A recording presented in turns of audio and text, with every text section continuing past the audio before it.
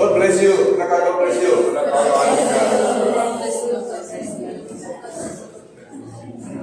Oke, God bless you. Silakan duduk. Tuhan.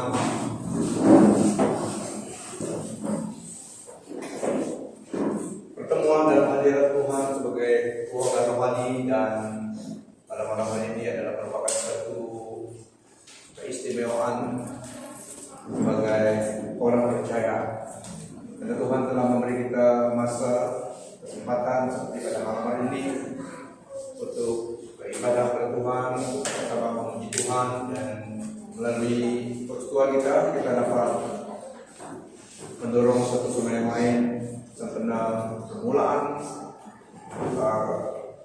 combine segera kita dalam tahun 2023 ini. Pergunakanlah waktu. Oke, topik kita pergunakanlah waktu. Yang pertama, pergunakanlah waktu, kesempatan dan peluang yang ada dalam hidup kita. Yang pertama, untuk menyenangkan hati Allah, Tuhan kita melalui kehidupan, corak kehidupan kita. Please God through our lifestyle.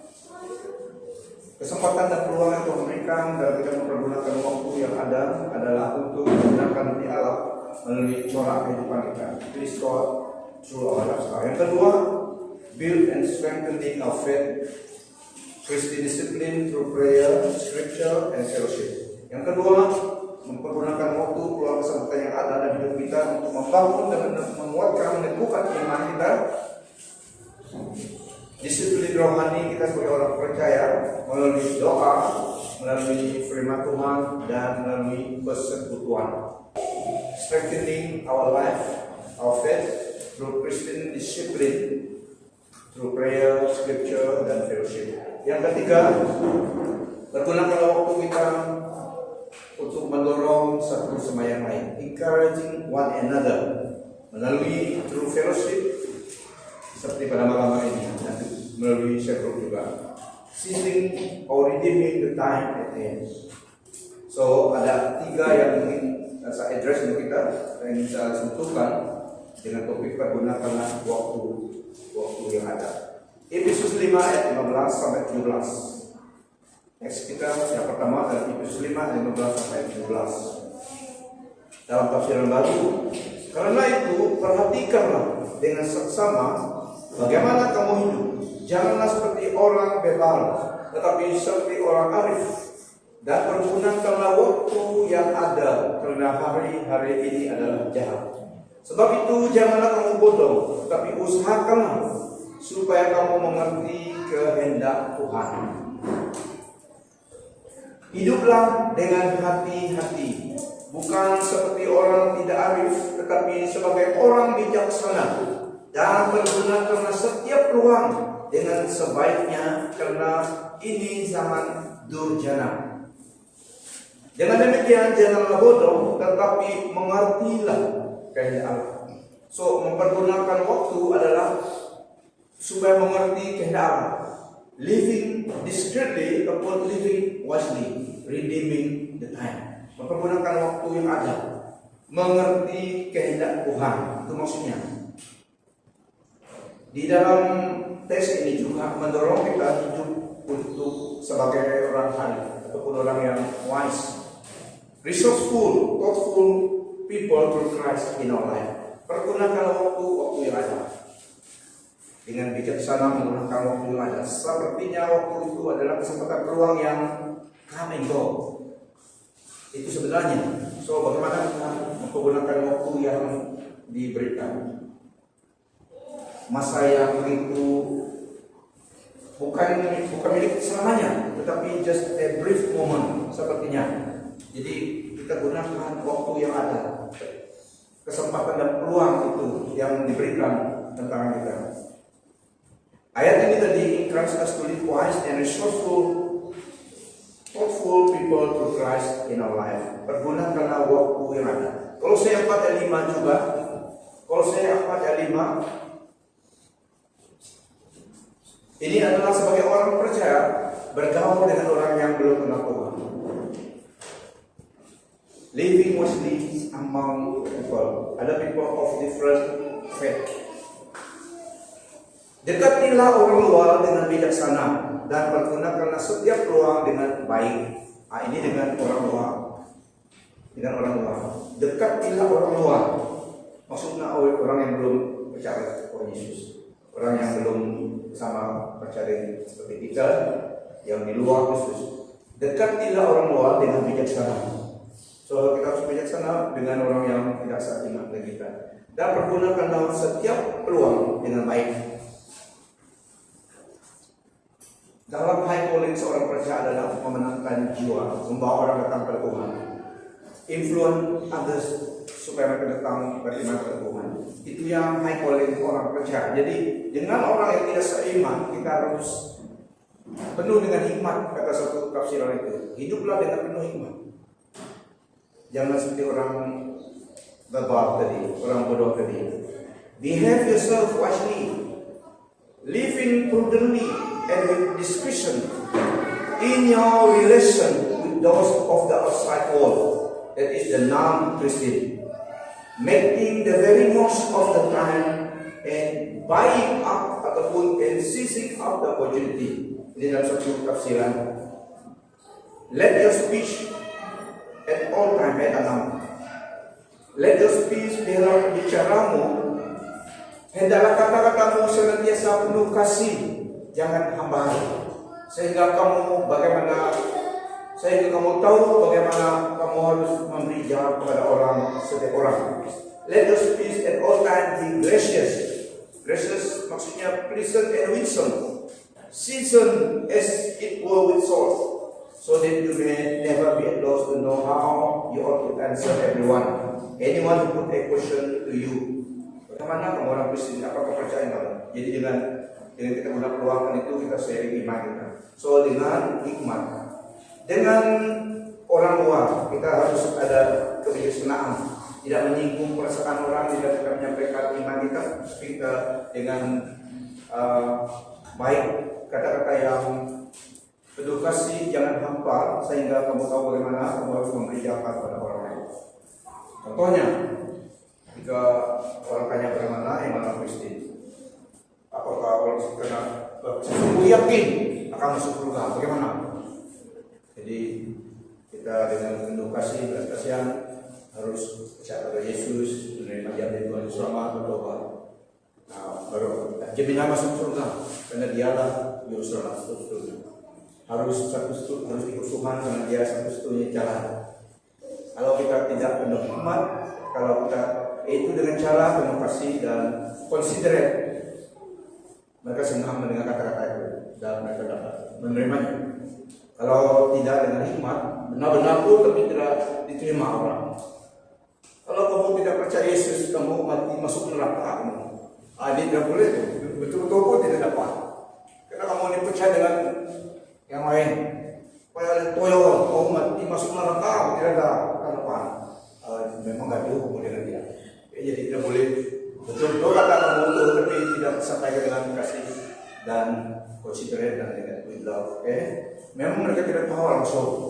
Jadi tidak berkata dengan menghakimi begitu. Tujuannya kita sharing kesempatan, kita sharing supaya mereka datang ke Tuhan dengan penuh kasih dan hikmat. Kita pun tahu mereka belum kenal Tuhan, memang mereka di luar Tuhan. So apabila mereka tanya demikian, kita jawaban dengan penuh kasih dan season with salt, kata firman Tuhan, graceful word, supaya mereka kekal dan mau terima kabar baik itu. Dan itu dengan orang luar, dengan sesama dalam Galatia 6:9-10. Ini dengan sesama kita yang percaya. Saya katakan body ministry adalah kita harus juga menjangkau satu sama lain, mendorong satu sama lain. Karena ini peran kita terhadap sesama kita yang percaya. So dalam ayat ini Galatia 6:9-10, janganlah kita jemu-jemu berbuat baik, karena apabila sudah datang waktunya kita akan menuai jika kita tidak menjadi lemah. Karena itu selama masih ada kesempatan dalam kita, marilah kita berbuat baik kepada semua orang, tetapi terutama kepada kawan-kawan kita yang seiman. Nah, ini adalah bagaimana kita mendorong satu sama lain, semua orang sangat percaya. Body ministry, kita mendorong satu sama yang lain berbuat baik kepada semua orang, tetapi lebih lagi kepada kaum kita yang beriman.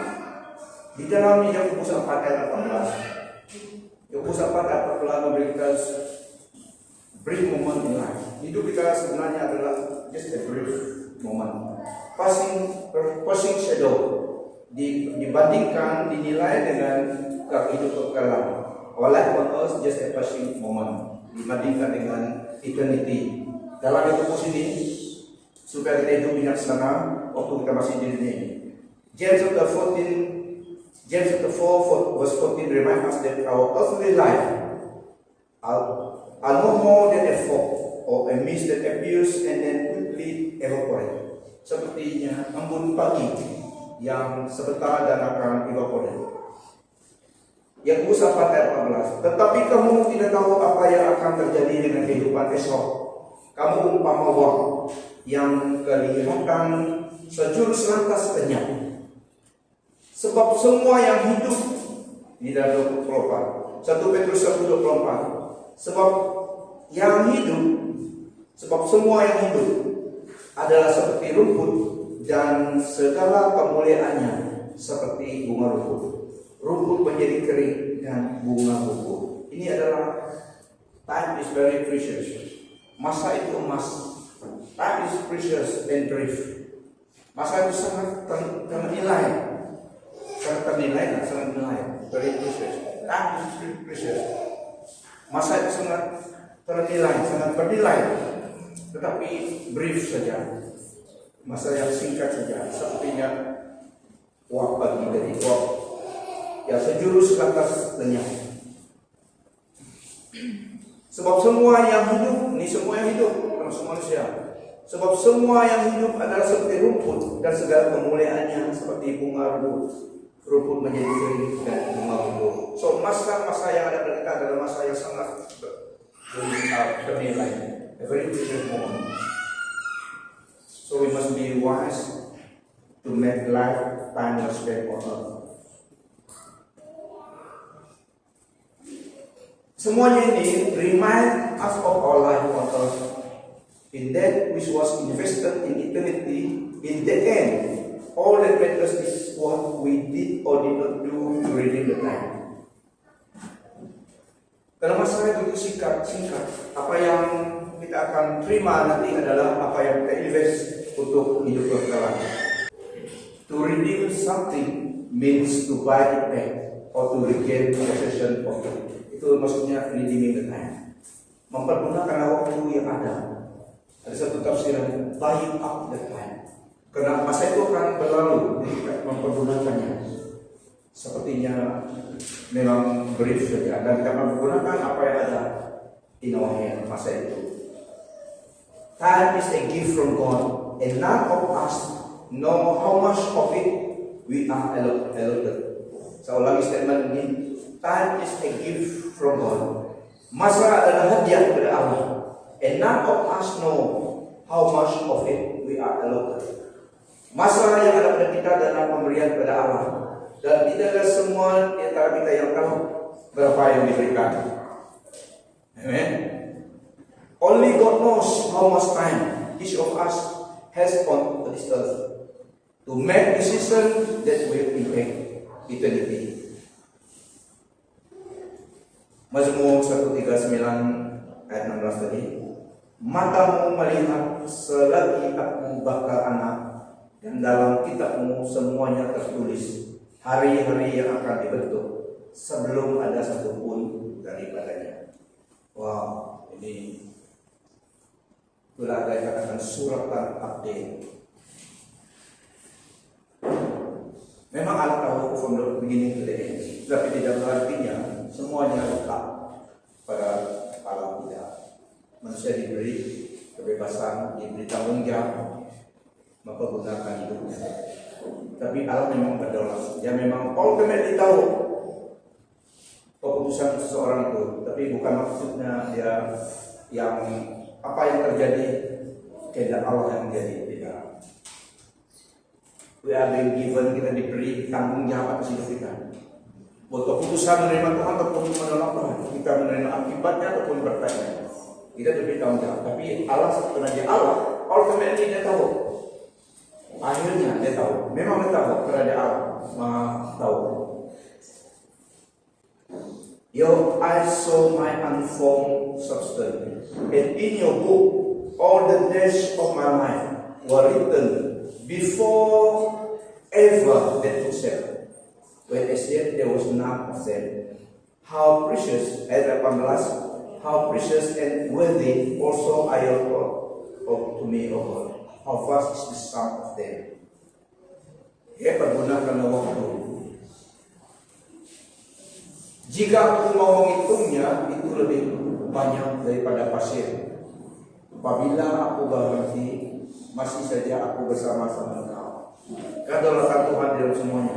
Jadi pergunakan waktu yang ada. Berapapun waktu yang ada, kita harus pergunakannya dengan baik. Sebelum dia akan kasih mas bayar.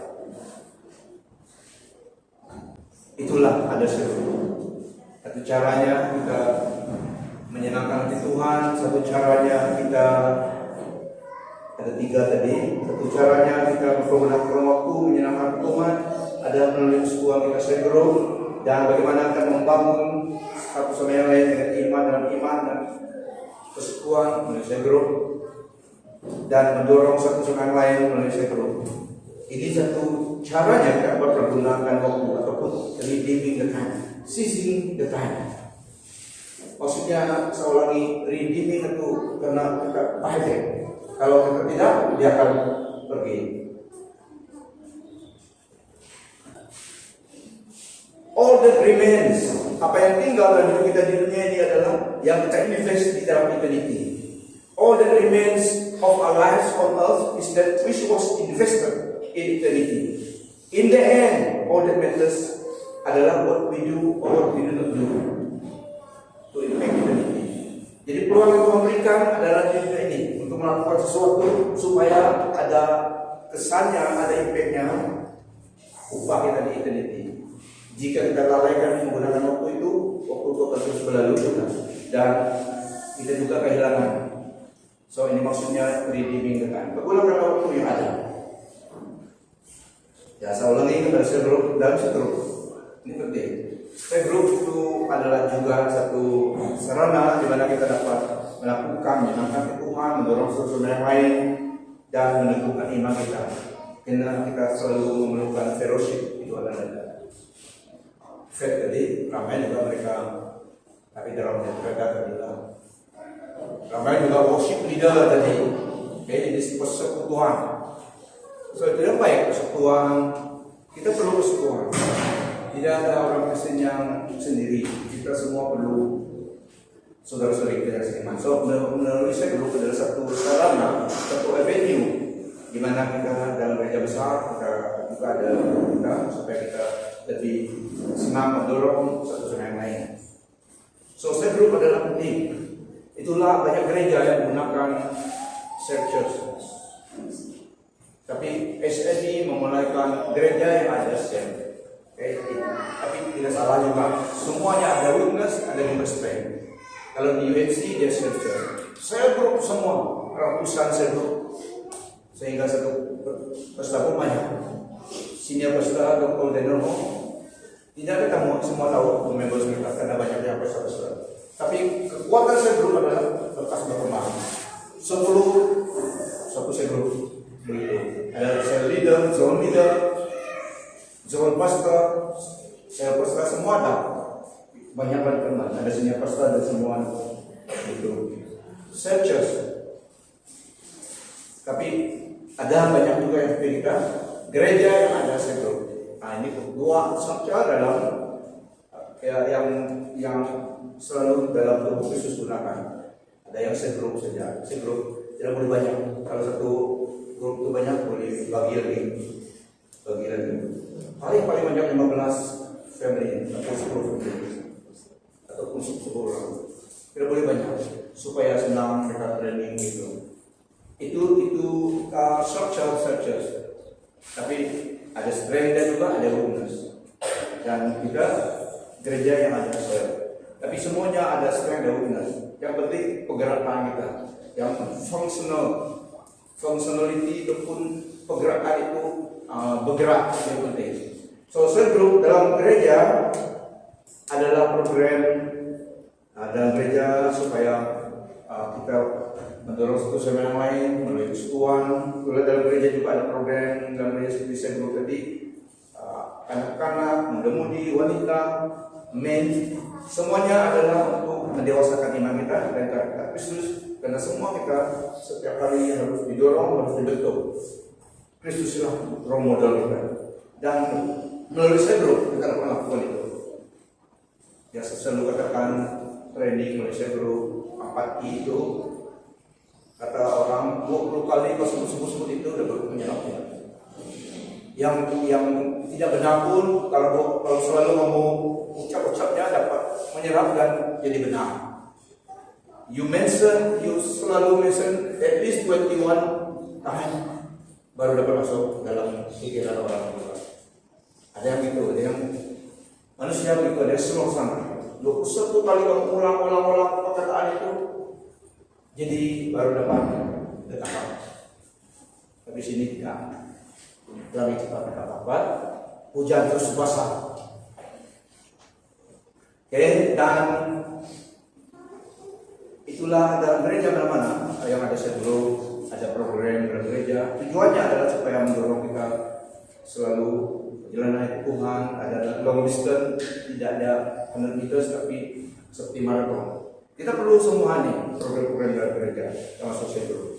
Oke, dan kita akan saya ulangi 4I ini tadi sebelum kita terus dengan program yang lain. Cell group adalah dalam pelayanan cell group juga ada pelayanan adalah khas sebagai sarana avenue platform tempat kita dapat mendorong sesama kita dalam iman perbuatan baik. Dalam cell group adalah sarana platform dan di mana kita dapat latihan, encourage, equip, evangelism dan bertumbuh, grow, establish, keep-up, semua orang Kristen harus pada masanya dia harus melayani Tuhan, semua kita harus menjadi saksi Kristus. So melalui cell group dan persekutuan itu menyiram kehidupan rohani kita dan persekutuan sesama kita ke arah kekekalan dalam dunia dan ke surga. So cell group juga persekutuan adalah satunya menyiramkan iman kita supaya kita terus disegarkan rohani kita. Oke, so ini sekarang kita mempergunakan waktu yang ada, persekutuan. Menggunakan waktu yang ada menyenangkan hati Allah di kehidupan kita, lifestyle kita. Yang kedua, membangun dan menguatkan hubungan iman kita melalui doa, persekutuan dan firman Tuhan. Yang ketiga, mendorong satu sama yang lain melalui persekutuan seperti ini. Menggunakan waktu yang ada supaya waktu itu dipergunakan dengan baik.